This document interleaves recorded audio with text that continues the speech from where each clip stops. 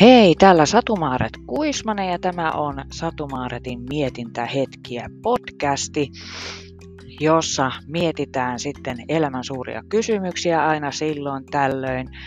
Rentoudutaan mun kanssa, opetellaan rentoutumaan hengitysharjoituksia, välillä käydään vähän lenkillä yhdessä, luetaan otteita jostain teoksesta, luetaan muutakin kirjallisuutta ja maanläheisellä tyylillä on tätä tarkoitus tehdä.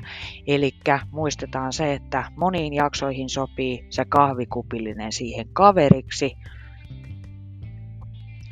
Eli ei muuta kuin tervetuloa tämän päivän jaksoon.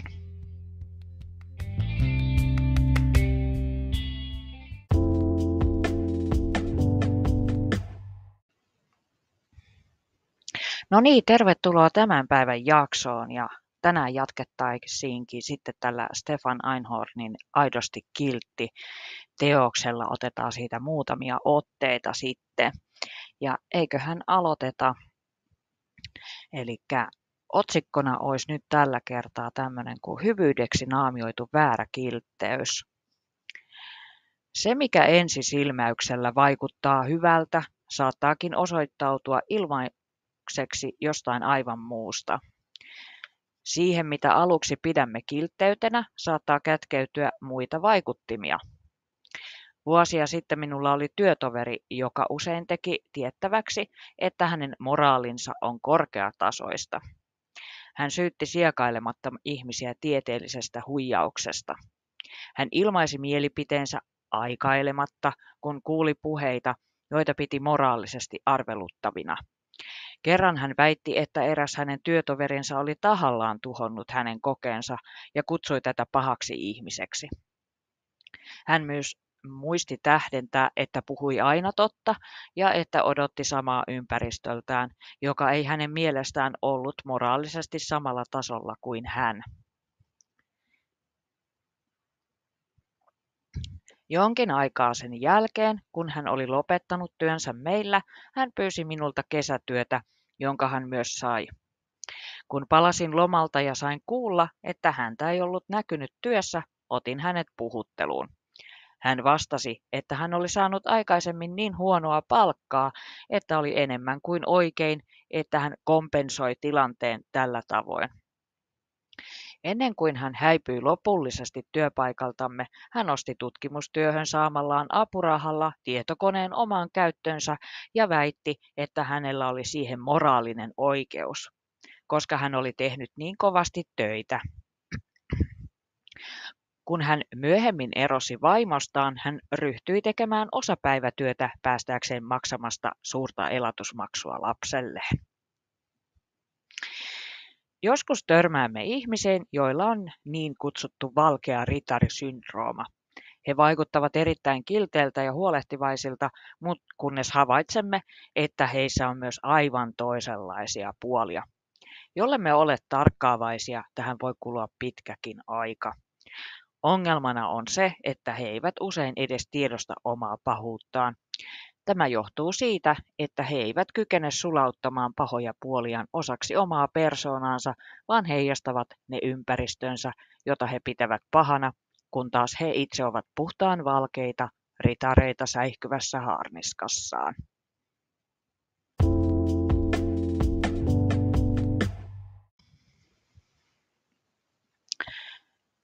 Käsitteellä mielistely, joka tarkoittaa sitä, että tavoitellaan omaa etua ylenpalttisella kohteliaisuudella ja ystävällisyydellä, ei ole kovin myönteinen kaiku.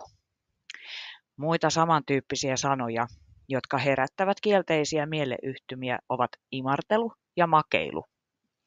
Näitä käsitteitä pidetään kielteisinä, koska ne synnyttävät mielikuvan hyväuskoisen ihmisen manipuloimisesta. Emme mielellämme ole hyväuskoisia, emmekä myöskään halua tulla manipuloiduiksi.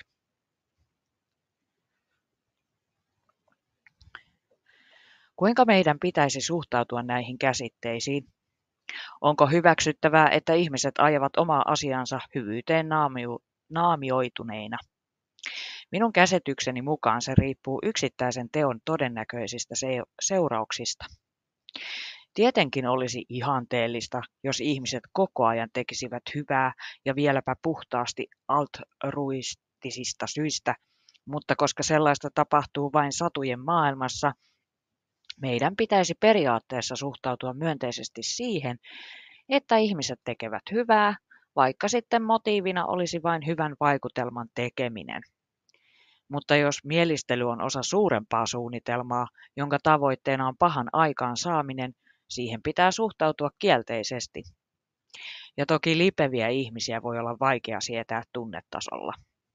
Siispä mielistely ja imartelu voi olla sekä kielteistä että myönteistä. Kuten niin monessa muussakin hyvyyteen liittyvässä asiassa, jokainen tilanne täytyy punnita erikseen. Lopuksi, tekopyhän ihmisen tarkoituksena on vakuuttaa ympäristö siitä, että hän on läpeensä hyvä ihminen. Kaikki hänen tekemisensä vaikuttavat niin jaloilta ja hyviltä, että me tavalliset kuolevaiset häpeilemme jatkuvia toilailujamme. Samanaikaisesti nämä ihmiset käyvät hermoillemme. Tuntemuksemme johtuu siitä, että harvat ihmiset ovat läpikotaisin hyviä, ja kykenemme yleensä erottamaan aidon hyvyyden valheellisesta. Ja tekopyhyys on juuri nimensä mukaista, teeskenneltyä hyvyyttä, joka ei ole ankkuroitunut ihmisen sisimpään.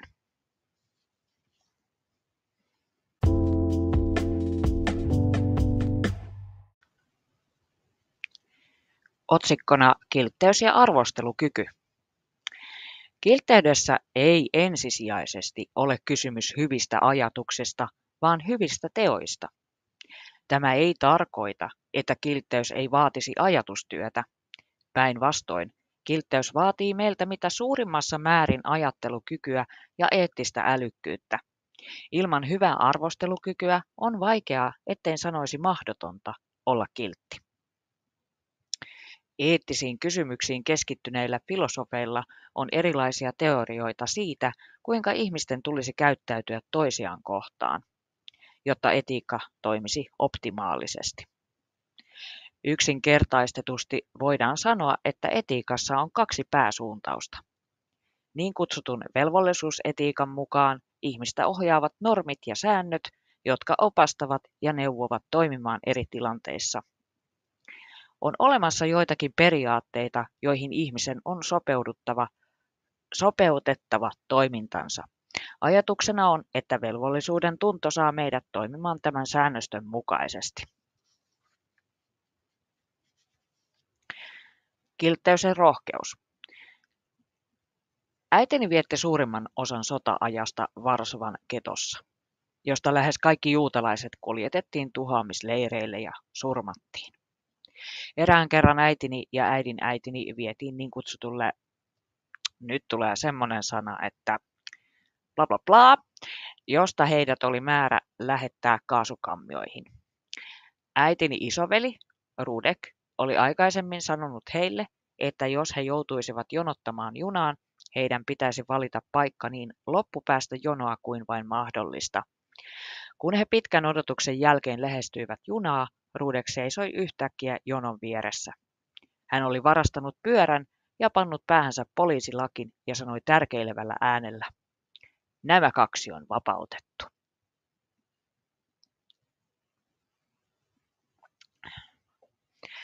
Saksalaiset sotilaat olivat epävarmoja, mutta kun heidän huomionsa kiinnittyi jonossa syntyneeseen Mekkalaan, Rudek veti päättäväisesti sisarensa ja äitinsä mukaansa ja lähti kulkemaan kohti uloskäyntiä.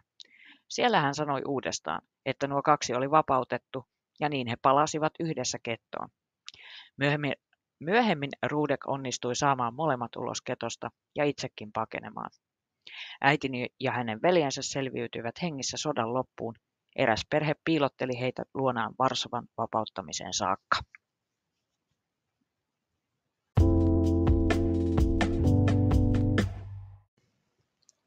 Ja sitten vielä viimeinen ote.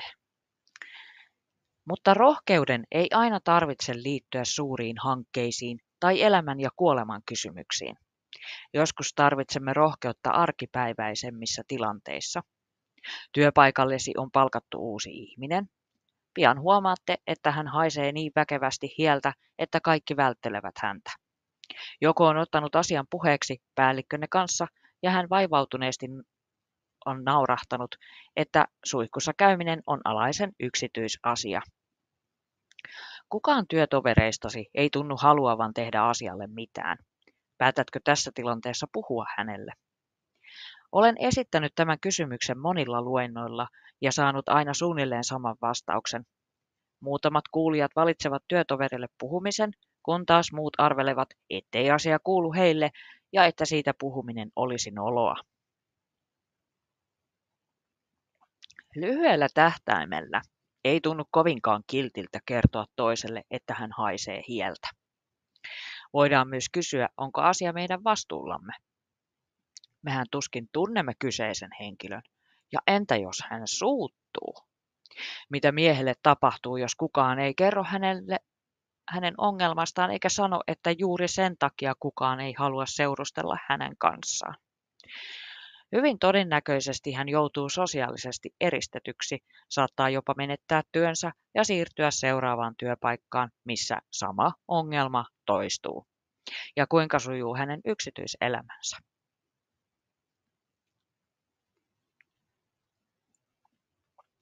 Tästä näkökulmasta asiaan puuttuminen näyttäytyy hyvänä tekona, aidon kiltteyden ilmauksena. Mutta se ei ole helppoa, koska on hankalaa sanoa sellaista asiaa ihmiselle, jonka hädin tuskin tuntee. Mitä tuo askel vaatii meiltä? Niin, se vaatii rohkeutta. Rohkeutta ottaa lähimmäistämme, vaikka se olisi itsellemme epämukavaa.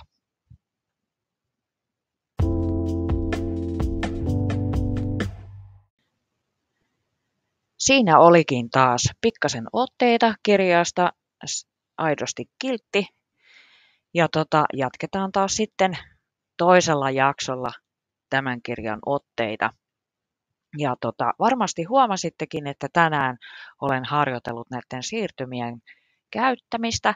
Toivottavasti se tekee jaksoista mielenkiintoisempia ja olen jo saanut enemmän vähän tällaista epävarmuutta pois näidenkin jaksojen tekemisestä ja myöskin, että mä äänitän näitä jo hieman tälleen etukäteen, joka vapauttaa muille päiville enemmän aikaa kaikkeen muuhun touhuamiseen.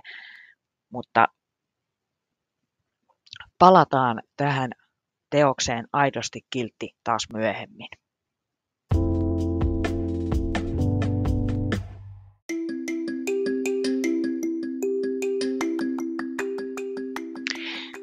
Oikein paljon kiitoksia, että kuuntelit taas jakson ja toivottavasti muistat jättää palautetta, että mitä tykkäsit jaksosta ja kerrot sitten kaverillekin eteenpäin.